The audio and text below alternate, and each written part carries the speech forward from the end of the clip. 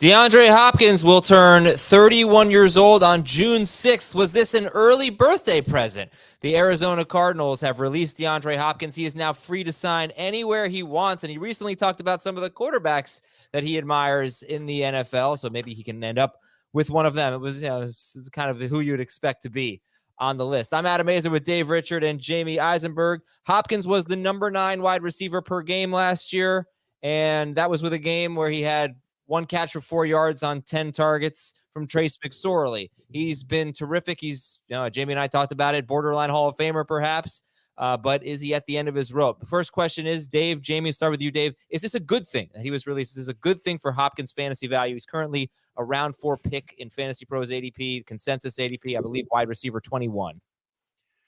I think it'll end up moving the needle a little bit in the direction toward the top. I don't think he's ever going to go back to being a top 10 type of fantasy wide receiver, at least not on draft day. But the chance to go and play in a better offense, I think it absolutely helps him. It's just a matter of, is he going to an offense that's so loaded with receiving talent that his target share suffers? Because he needs volume. He needs volume and he needs touchdowns.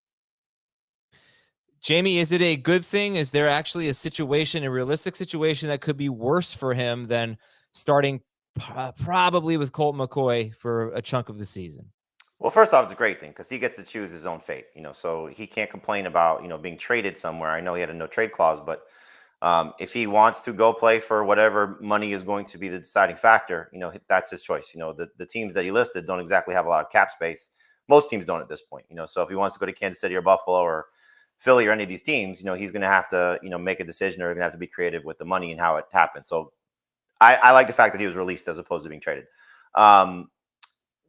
Does it help his fantasy value going to a new team? Sure. I mean, yes, Colt McCoy clearly was going to feature him. Kyler Murray was going to feature him. Murray's going to be the quarterback there, and Arizona is going to feature him.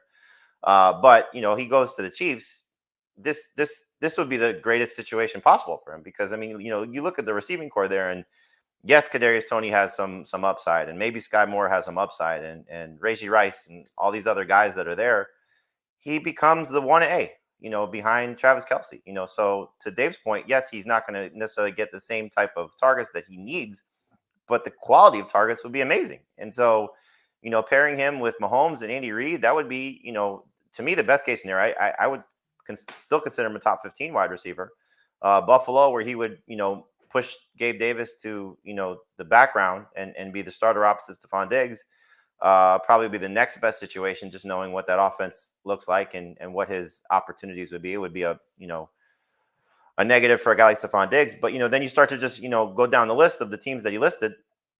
Jalen Hurts would be great it would be great for Jalen Hurts if he gets DeAndre Hopkins, but you start to lose with those other guys there. Baltimore, we just don't know how that would work. I would probably put that third behind the other two situations just because he would automatically be the number 1 receiver there.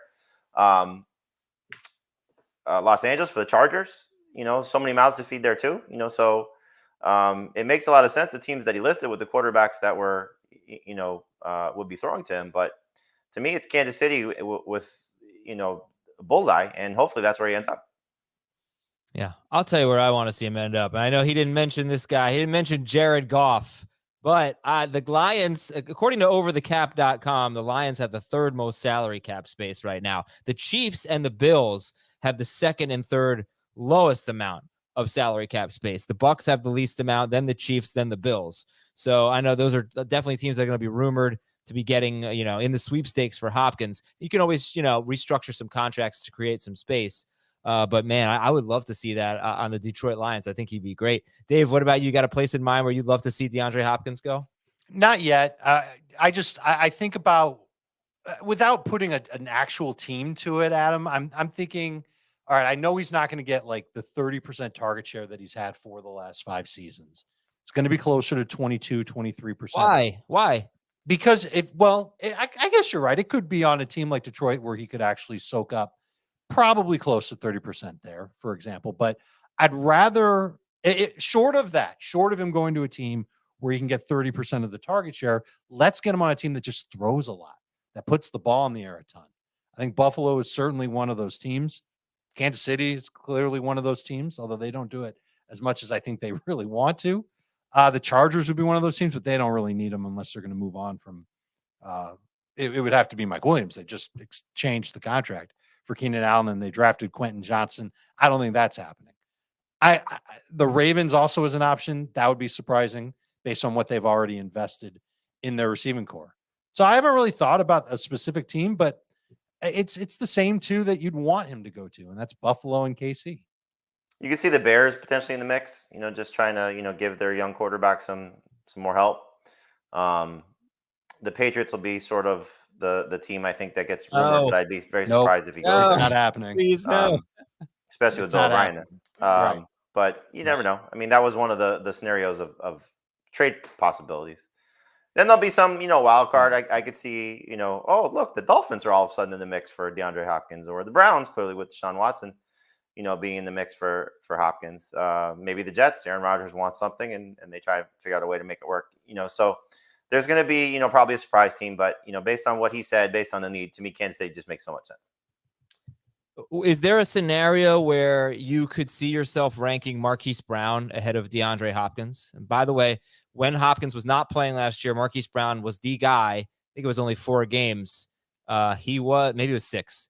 He was a top 10 wide receiver. He was terrific. That was with Kyler Murray. Was there any scenario where you could see yourself ranking Marquise Brown ahead of Hopkins? I think only if he ended up like in a situation with the Patriots and Kyler Murray was ready to go week 1, it would be close, but that's about it. Okay. Agreed. Yeah, it was the first 6 games of the year. He was the number 5 wide receiver in PPR, number 7 per game. That was Marquise Brown. He had 64 targets in those 6 games, so he was on pace for 122 catches and over almost 1,400 yards on 181 targets. But again, that was with Kyler Murray, who was very good in those 6 games, on pace for over 4,100 yards. Okay. By the way, the Bears, I think you mentioned, they have the most salary cap space according to cap.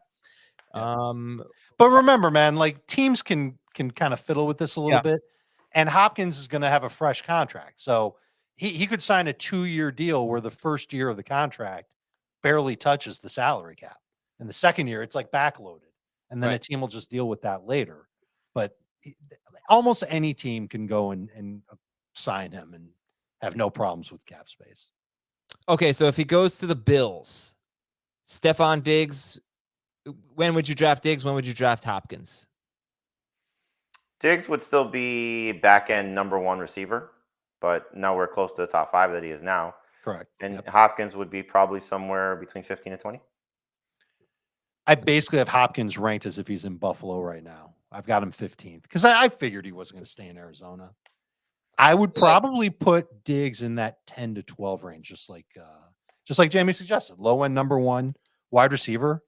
I think wherever Hopkins goes, the negative effect on the other receivers will involve obviously target volume. They're not going to be as much of a hog, and touchdowns, because I think that's what Hopkins still does best.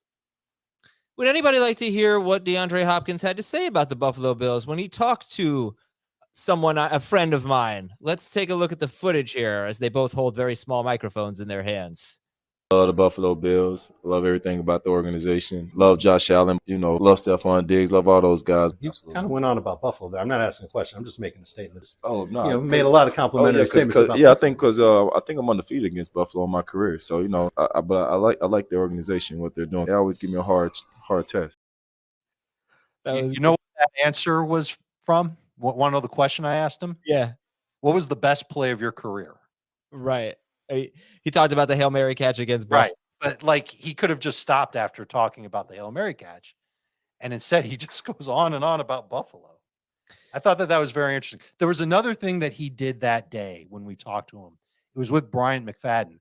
McFadden asked him to give body language for his answers instead of actually speaking. And he named 4 teams where he could go to. What do you think of these teams? Use your body language to tell me. And with the Bills and the Chiefs, DeAndre looked pretty excited. And with the Patriots and the Jets, DeAndre Hopkins did not look very excited. So I honestly, I do think that Buffalo is going to be where he ends up, with Kansas City probably in the mix. Did the Jets have Aaron Rodgers at that point? They did not. So that could change things. Okay, so is there any scenario where DeAndre Hopkins becomes a 2nd-round pick for you guys? No. Okay. I don't think so, because that would mean that he'd have to leapfrog the likes of Olave, Devontae Smith, T. Higgins, Jalen Waddle. This is in full PPR. Non-PPR, he won't sniff it. I don't know if there's a place. And where do you think Rondale Moore and or Greg Dortch or anyone else, a tight end in that offense? When should we start? Let's talk about the Arizona pass catchers. With Marquise Brown? Yeah. I think Brown comes into the mix probably as early as round 5.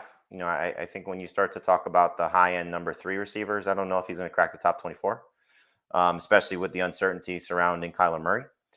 Then I think it comes down to, for me, it'll probably be Rondale Moore right now, but I want to see what happens come training camp, because I think this is going to be a much different offense. We could sit here and say all the glowing things about Brown, but you have Kyler Murray coming back from his knee injury. You have a new system. You have, what I think is going to be a slower paced scenario for them. And so where does Michael Wilson come in, the rookie that they drafted? Where does Greg Dortch, factor in if he is going to be the 4th receiver or the 3rd receiver? I think Moore should still hopefully play in the slot, and that will, I think, benefit him the most.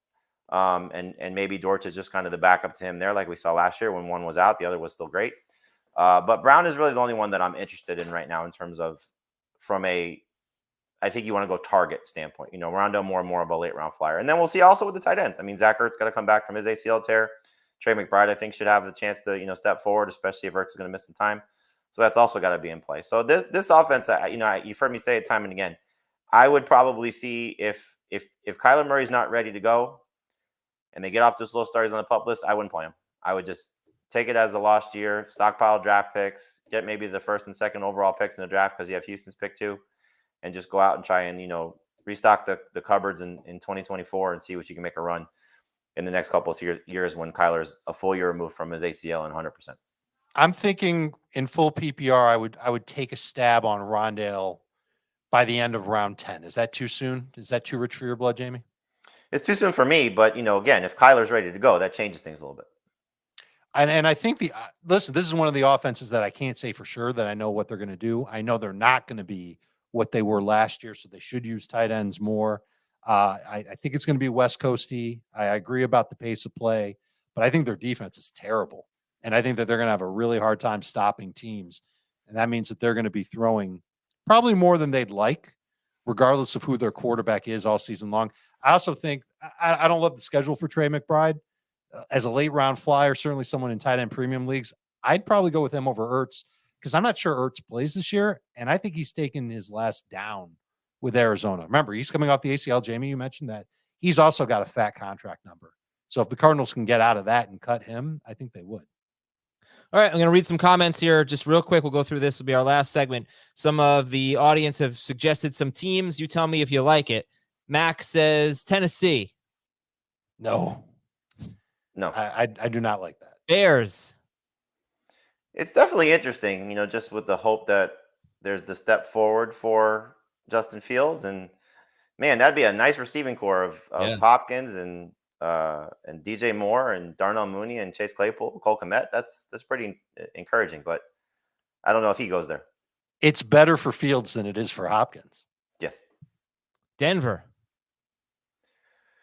It'd be surprising, but again, it would make Russell Wilson that much more attractive. Would he replace Courtland Sutton in that offense? And Jerry Jeudy. I mean, you I think they need Judy. They need speed. I think Judy can still give him that. I'd probably move him down just a little from 15. John says the Giants. So you have your alias. That's good. We found your burner account. I just took him down because that's definitely not my alias. If you saw, I think he's too tall for the Giants. Darius Slayton has some height, just so you know. So does Hodgins. I'd probably move him down a little bit if he went to the Giants. That's an interesting one. I mean, we don't have to talk about them. They don't have a ton of cap space, but I could see them. Doesn't matter. They can backload the contract and sign him. Panthers. That'd be bad, but I mean, you get targets that you want. I actually love it.